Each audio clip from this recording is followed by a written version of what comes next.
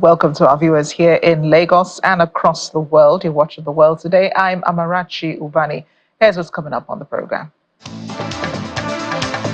Muslims around the world celebrate Eid al-Fitr, marking the end of the fasting in the month of Ramadan. Plus, at least 4 people killed, 5 others injured as hydroelectric power plant explodes in Italy. Those are your headlines. The World Today starts now. A happy Salah. Millions of Muslims around the world are celebrating Eid al-Fitr, the festival of the breaking of the fast to mark the end of the holy month of Ramadan. The day is usually marked with prayers at Eid grounds with large congregations. Dressed in their dazzling attire, many celebrate with family and friends in love and unity, and of course with feasts going around. Here's more in this report. Thousands of Muslims converged on the large prayer ground at the Azhar Mosque Yard in Indonesian capital Jakarta to hold prayers for the Eid Fitr. Men and women, some with children, offered prayers outside, chanting in response to the leader on the podium. Some participate in light refreshment. Indonesia has the largest Muslim population in the world, with approximately 231 million devotees living on the country's various islands.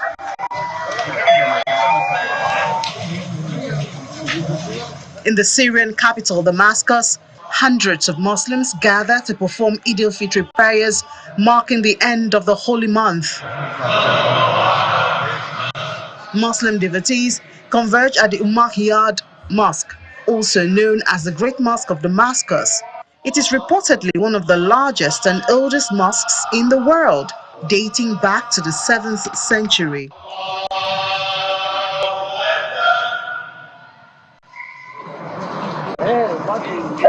Muslims in Russia are not left out of the celebrations as thousands gather at Cathedral Mosque in St. Petersburg.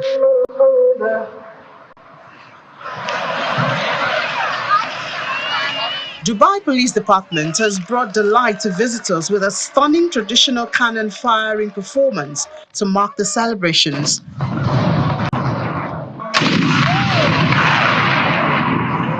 Dozens of visitors gather at the square in front of the Burj Khalifa building, posing for pictures with the cannon and the Dubai police officers.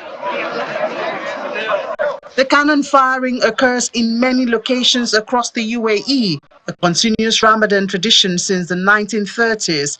The cannon was traditionally the best way to let people know that it was time to end their fasts.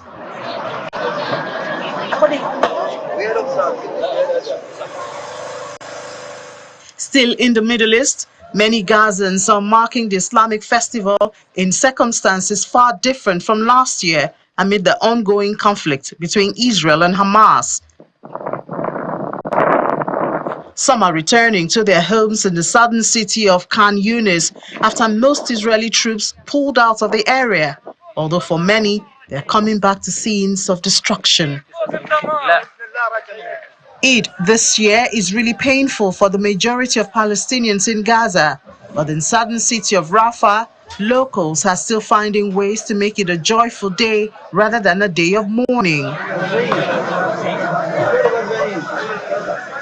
The marketplace of Rafah is the highlight of the day. With a bustling atmosphere, local vendors and shoppers are enjoying the festivities amid the war and humanitarian crisis. Despite the shelling and starvation, we want to celebrate Eid and people want to live. People want to rejoice in Eid in any way. They want to be happy in spite of what is happening. And despite all that has happened in terms of high costs, living, bombing, and death, we are eager to rejoice and celebrate Eid. In the meantime, United Nations Secretary General Antonio Guterres expresses his wishes of Eid Mubarak to the Muslim community all over the world, particularly to the people of Gaza and Sudan, whose countries are still in war. This is the day in which every year I express to the Muslim community all over the world my wishes of Eid Mubarak. But my heart is broken to know that in Gaza, in Sudan, and so many other places, because of conflict and hunger, so many Muslims will not be able to celebrate Eid properly. In Niger, coup leader General Abdurrahmani Tijani attends the Eid Fitri prayer in the capital of Niamey. Eid Fitri is the joyous celebration which marks the culmination of the holy month of Ramadan. It's a time for spiritual reflection, prayer, doing good deeds, and spending time with family and friends. Falls on the first day of the 10th month of Shawwal in the Islamic lunar calendar, commencing with the rising of the crescent moon and closes a long month period of dawn to dusk fasting during Ramadan.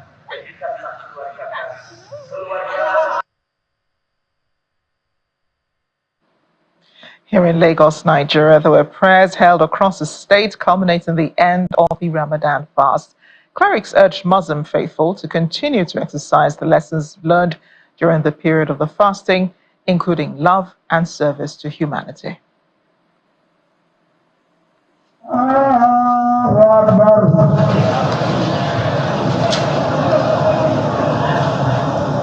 Exactly 10 a.m. Eid prayers commences at open ground of the Old Secretariat Central Mosque, Ikeja, with the Deputy Chief Missioner, Nasrullahi Lifati Society of Nigeria, NASFAT, leading the congregation.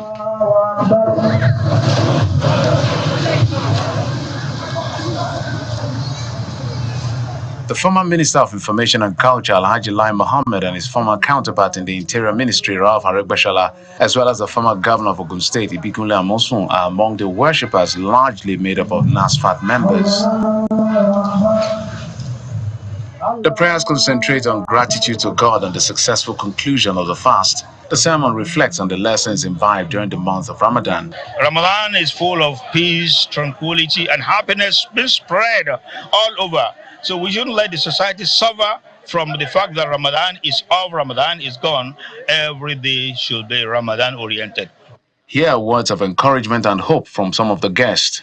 Muslims are throughout the year expected to conduct themselves very humbly, in a very sympathetic manner, be kind to neighbors, and refrain from all excesses. Whoever is going to represent the society, either in the public or private sector, must be a good ambassador. It must be nobody but a centenary of what we have had in our Prophet Muhammad sallallahu alaihi wasallam. Elsewhere in Lekki, Muslims converge on an open field for Eid al-Fitr communal prayers. Allahu Akbar. The same message reverberates. Good conduct should not be limited to the month of Ramadan. Most of us, we have acquired the knowledge of piety during the month of Ramadan. I advise us to remain pious, so to remain kind. I, as an industrialist, and I've been in industry for over 60 years, my everyday prayer is the whole country must be industrialized. The whole state of Nigeria must be industrialized so that the youth can get something to do. The youth can be engaged. We have to teach the youth how to make money. The Islamic holy month of Ramadan comes to an end, but Muslims are expected to return to their homes to celebrate with family and friends, which is one of the hallmarks of Eid al-Fitr.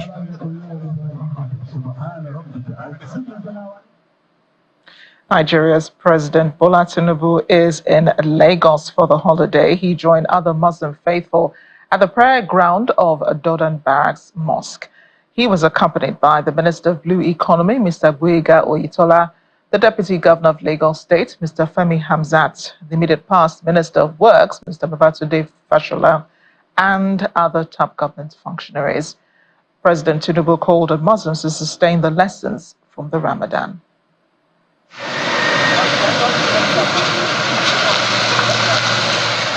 There is heavy security presence at the Dodan Barracks praying ground as Muslim faithful arrive here in little groups of family, friends, and associates for the Eid al-Fitr prayers.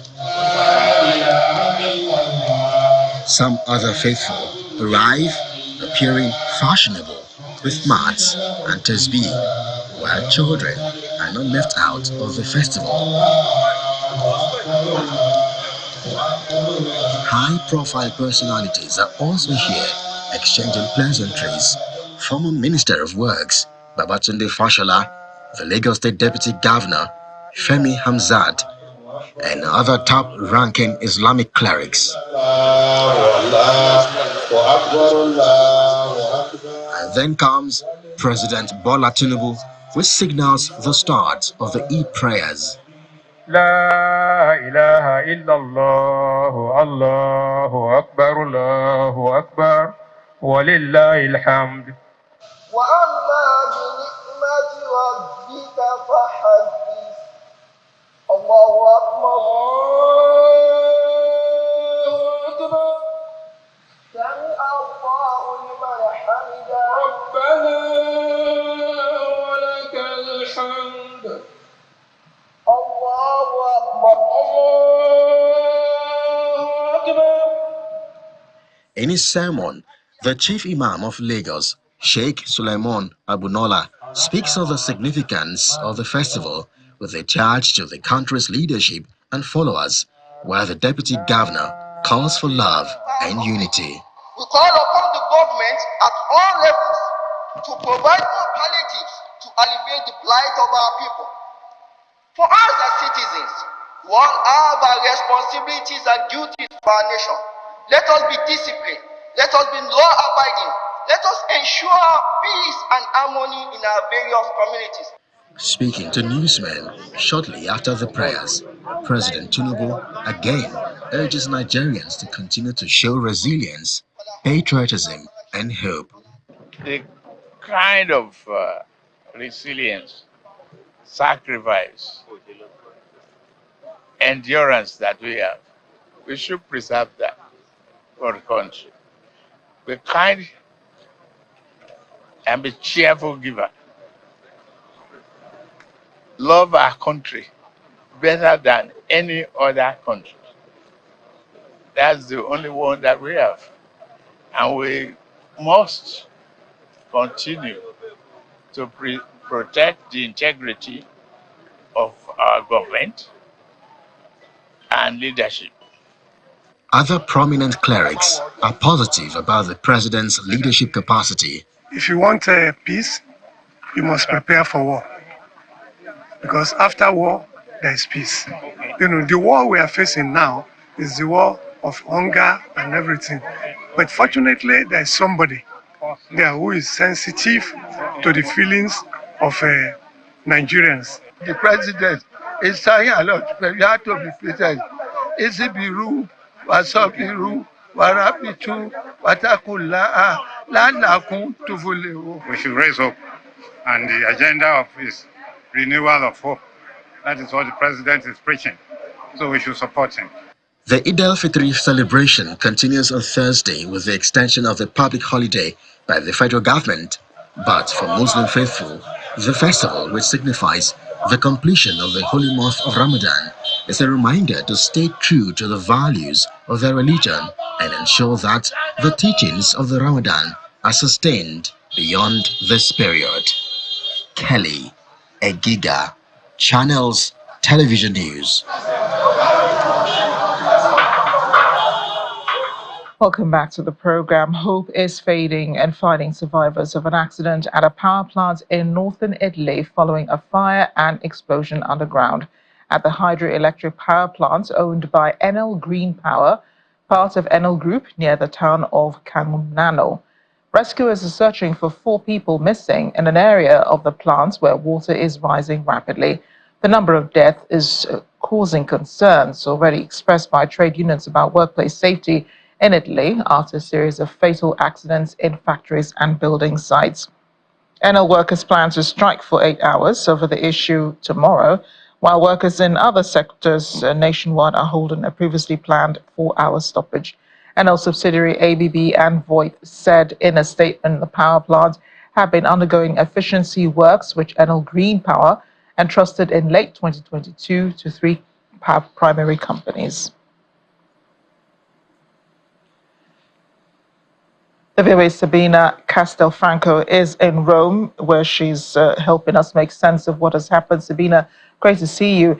This incident happened on Tuesday, and I know that I said earlier the hope is dimming for rescuers to find any survivors.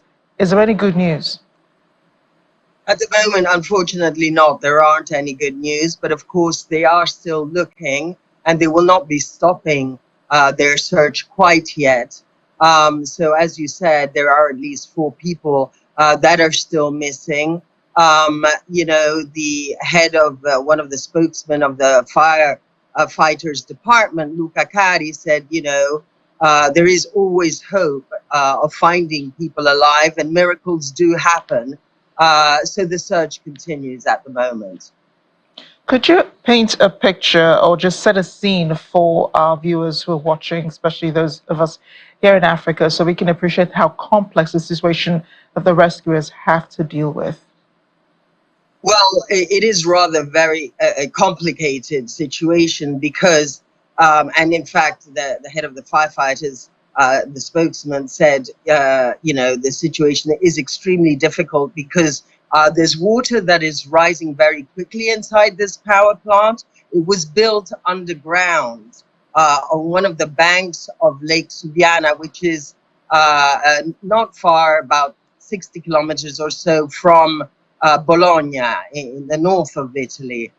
So they are using divers in the process of searching for any survivors. But of course, as you said, hopes are dimming, but the hope is always there.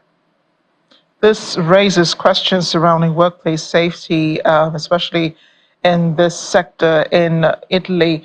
Enel says it's been undergoing efficiency works. Is that equivalent to maintenance? Well, that is more upgrading of the plant.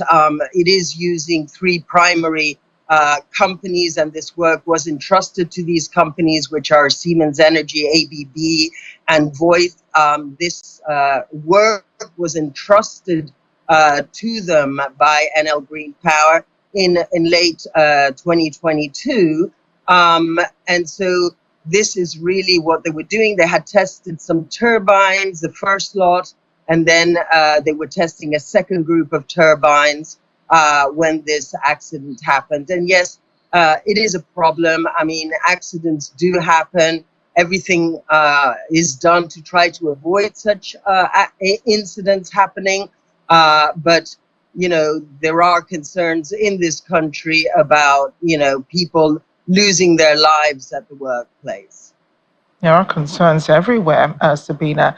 And I know that authorities have said, for now, there are no investigations. Well, there will be one conducted into why and how this happened. But have there been some periphery issues raised that would help us probably understand, why this even happened in the first place? Well, it's really very, very early to discuss this, and there has been no information so far about this. I expect that some information will come after a thorough investigation takes place. But at the moment, it really is too early to even discuss it. And in fact, so far, there has been no information whatsoever as to what actually went wrong. Does Enel belong to a union, Sabina, do you know? And have they also reported or said anything about this incident? Well, yes, I mean, there are unions here, and Enel does belong to a union. There is an 8-hour strike being planned tomorrow that will be held, but also other sectors are also holding other strikes. I mean, certainly it's a major issue, the fact that people are losing their lives at their workplace. And so there are a lot of concerns. This is not the first time something like this happens. It's not obviously very frequent, but accidents do happen, and they have happened in the past in Italy. And, people are very concerned, particularly people who work in places like this power plant.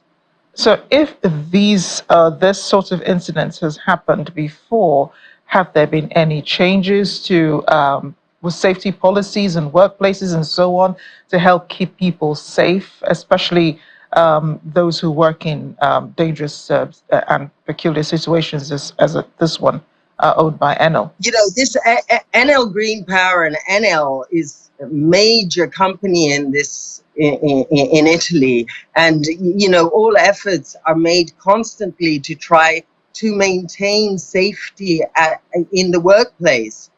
There have been changes that have been implemented over the years, but of course, you know, accidents can continue to happen. And it will be very interesting to try and understand what exactly went wrong and what can be done to avoid such accidents happening again in the future, or at least to minimize them.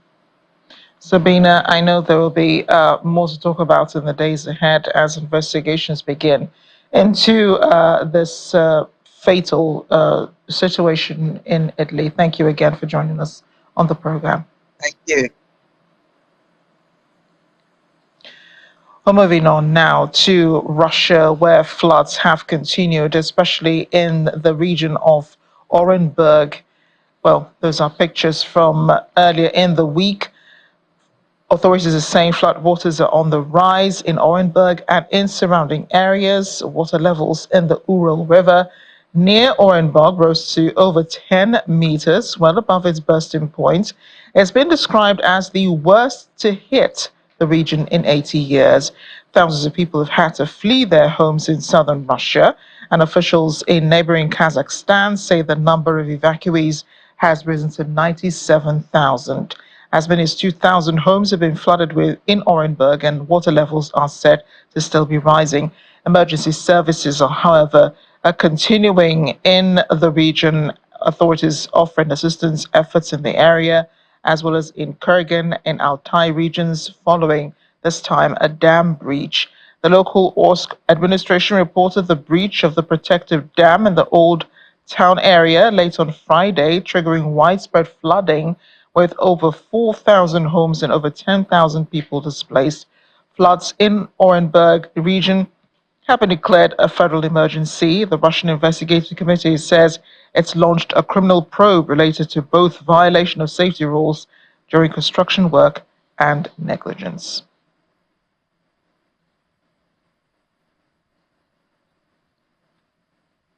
Let's head to another almost similar disaster, this time in Hong Kong, where at least 5 people have died, 35 more injured after a fire broke out in New Lucky House in Hong Kong. Firefighters rushed to the scene after receiving a call about the fire, which started at a gym on the first floor of the densely populated 16-story residential building. Some surrounding roads were sealed off, disrupting morning rush hour traffic.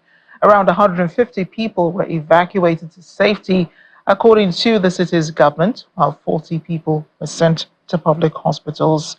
Hong Kong Chief Executive John Lee says he's instructed authorities to make an all-out effort to treat the injured, while different government departments are investigating the cause of the fire.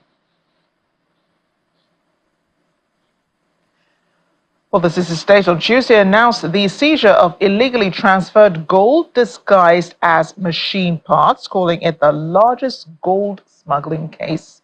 Acting Senior Superintendent of Hong Kong Customs Syndicate Crimes Investigations Bureau, Jason Lau Yok Long, told a press conference that Hong Kong Customs used risk management and intelligence analysis to pinpoint one cargo from Hong Kong to Japan. On March 27th, Hong Kong Customs seized 146 kilograms of gold worth 84 million Hong Kong dollars, and that was being transferred to Japan as a cargo with 2 air compressors. The cargo was examined at the Customs Cargo Examination Compound in Hong Kong, showing presentations with photos of the seized details. Yok Long explained the criminals removed the original components of the motor and pump and remolded the components of the machine and put them back in. After an investigation, it was reported that a 31-year-old suspect, who was the alleged director of a local company, was arrested on Wednesday in connection with the case. According to the Customs and Excise Department, the arrested individual has been released on bail while the investigation continues.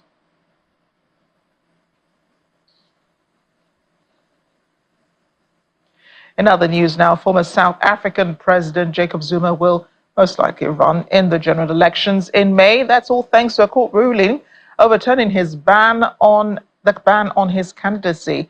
Zuma had contested the Electoral Commission's initial decision, which disqualified him from candidacy due to a contempt of court conviction. Mr. Zuma now represents a new political party, having distanced himself from the African National Congress. That's the party that he formerly headed. The former president is currently the #1 candidate on the Umonkonto, the Sizwe party list.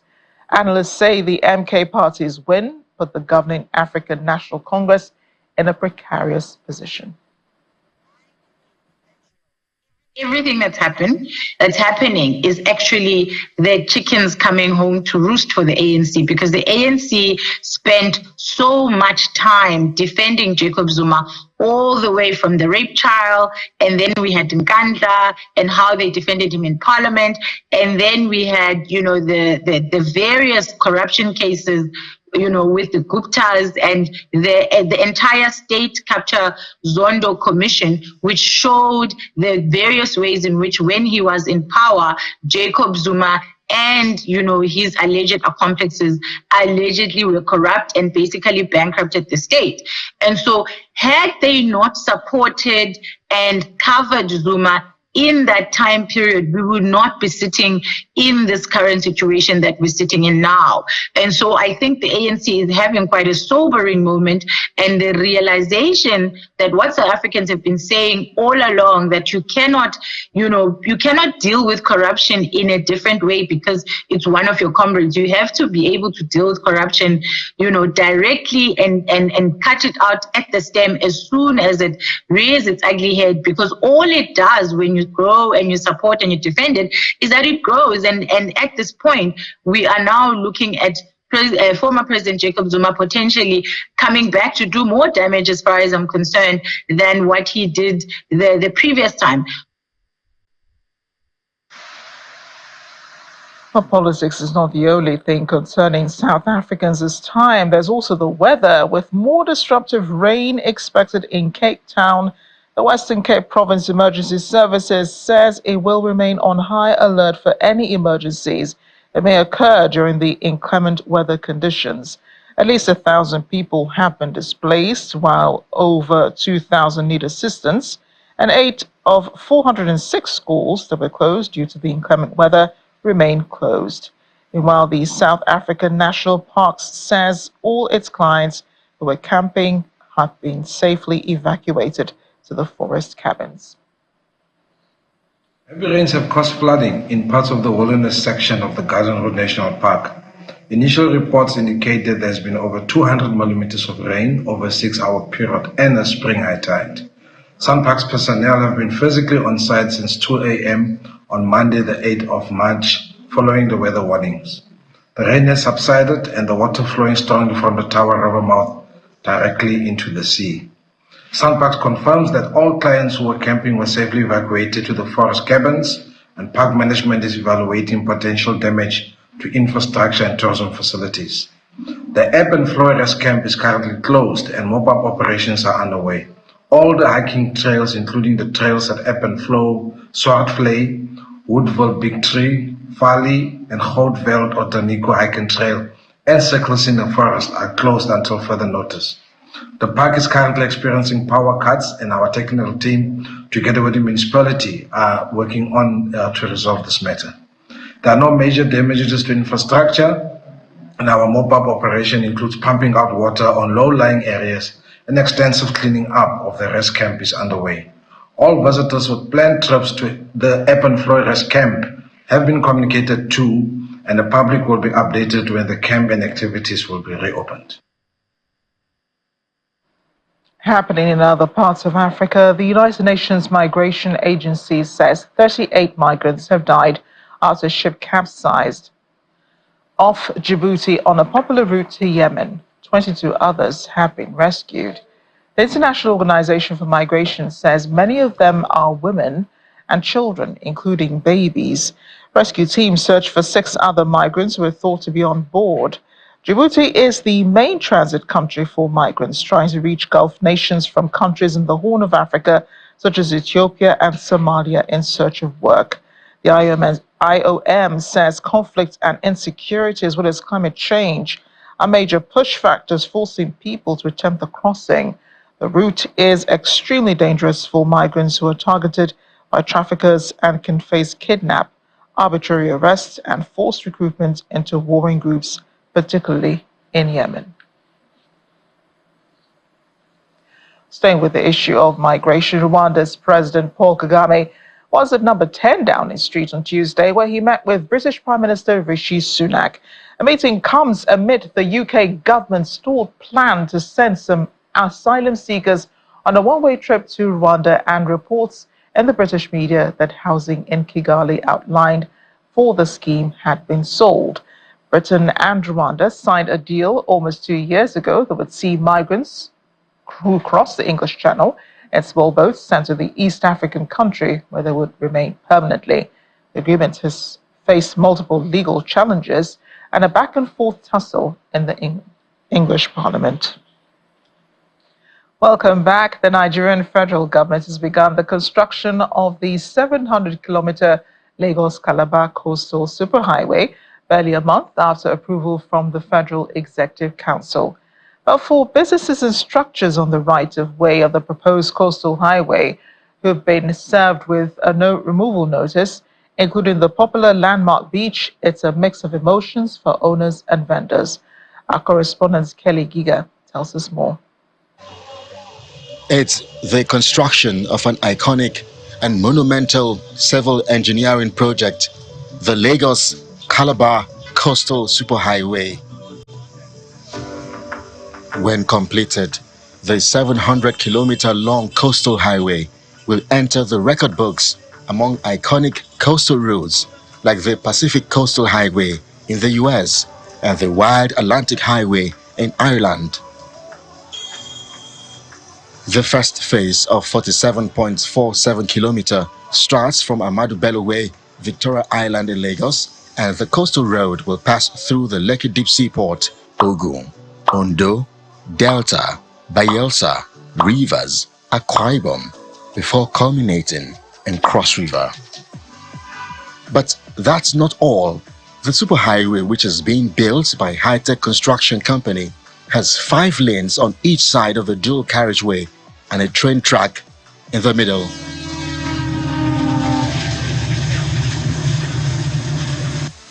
And to avoid delays, the Minister of Works, Dave Umahi, has been up and about ensuring compliance with contractors.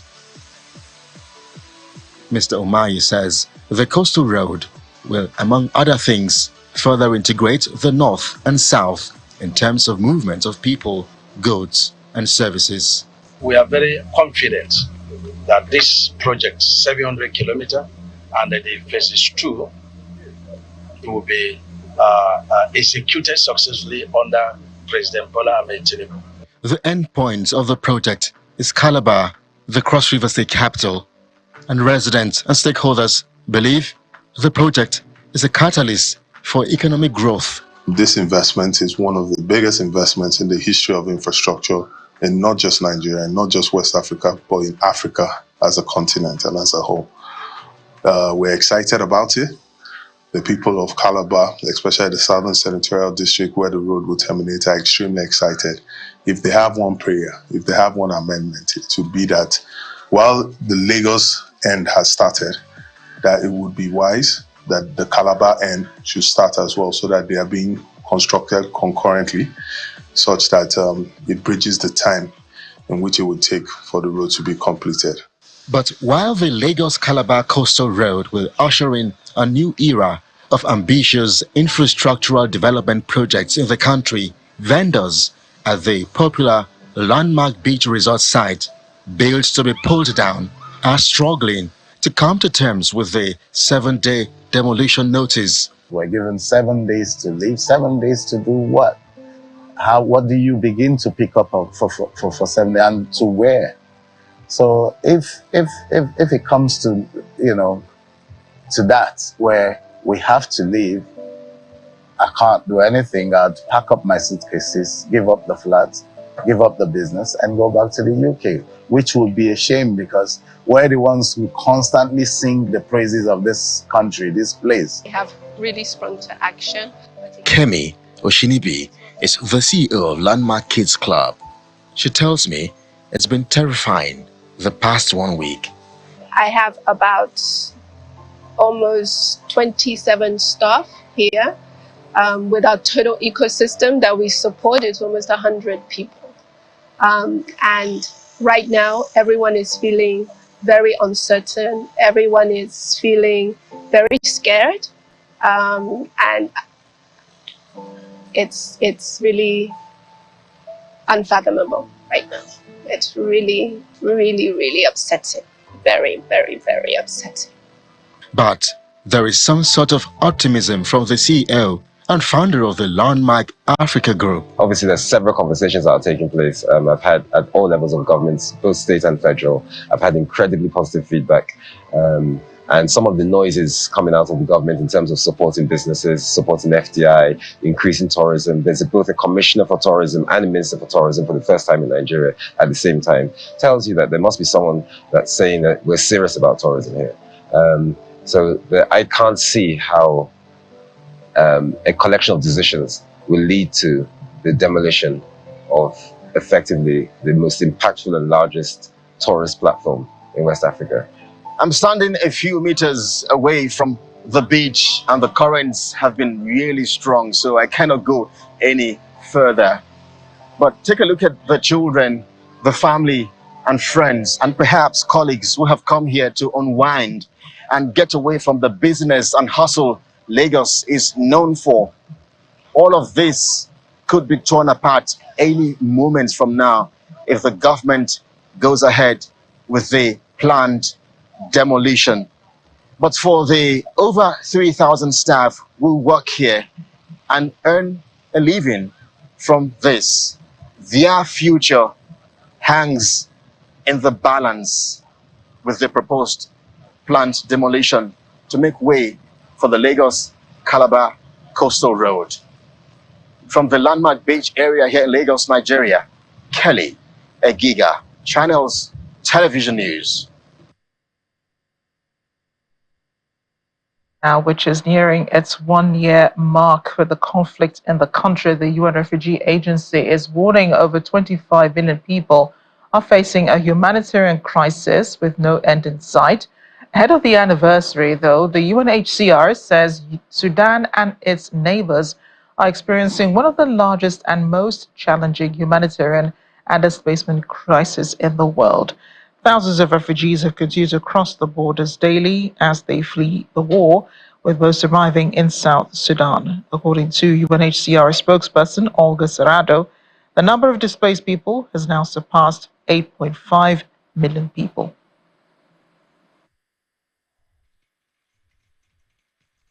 As the war in Sudan continues to rage, with the country and its neighbors dragged into one of the largest and most challenging humanitarian and displacement crises in the world. The number of Sudanese forced to flee has now surpassed 8.5 million people, with 1.8 million of them crossing borders. Despite the magnitude of the crisis, we continue to see that funding remains critically low. The 2024 Regional Refugee Response Plan is just 7% funded, and very similarly is the situation for the Humanitarian Response Plan for inside Sudan. 635,000 people have arrived to South Sudan since 15th of April last year. And that represents more than 5% of the population of South Sudan. So I think if we want to make a comparison, if we're talking about Germany, that would be 4.5 million people arriving in 1 year, in less than 1 year. And if we're talking about the United States, that would be 17.6 million people arriving in less than 1 year. This is the world's poorest country. So you can imagine the pressure that has been put on this country since 15th of April. Daily average of arrivals since last 15th of April, a year ago, is 1,800 people a day. a day, every single day. In the past months, the economic situation in the country has deteriorated even further because the oil pipeline, South Sudan does produce oil, but it doesn't refine oil. And so all the oil that is produced in South Sudan goes to Sudan for refining and exporting. Since last month, that oil pipeline has been closed because Sudan is no longer able to maintain it due to the conflict. This has had a massive impact on the economy of South Sudan, the entire country, with incredibly rapid inflation of the South Sudanese pounds, and just generally speaking, a lack of revenue getting into the country.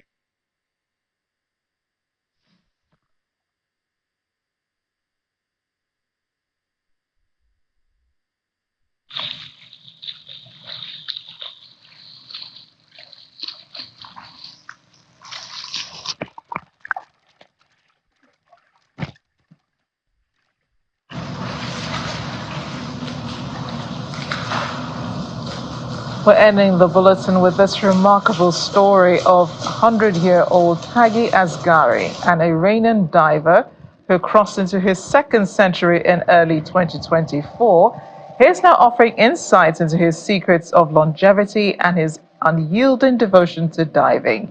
In captivating footage filmed in Tehran on Monday, the centenarian diver elegantly showcased his mastery of various swimming styles and strokes, a result of his unwavering commitment to regular practice over the years. Expressing his profound enthusiasm for maintaining an active lifestyle, Taghi emphasized the transformative impact it's had on his life, affirming that staying active is paramount to sustaining health throughout one's entire lifespan. Can you believe he's 100 years old? Taghi competed in the first edition of the Asian Games held in New Delhi in 1951. He won a silver and bronze medal for his country in the tournament. In addition to participating in the latest international competition for underwater sports, he's also played an important role in local sports activities by providing advice and plans for swimming programs held in these spots.